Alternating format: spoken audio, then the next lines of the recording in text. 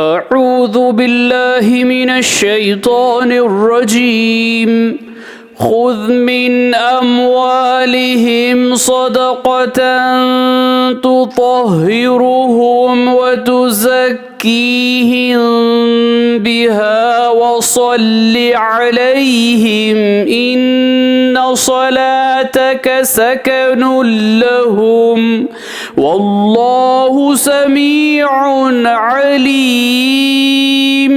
सूरत तौबा आयत नंबर 103।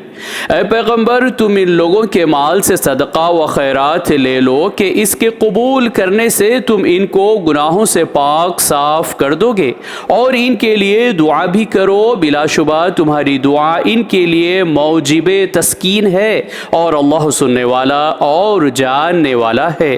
सदक़ल्लाहुल अज़ीम। अल्लाह अज़मत वाले ने सच फरमाया।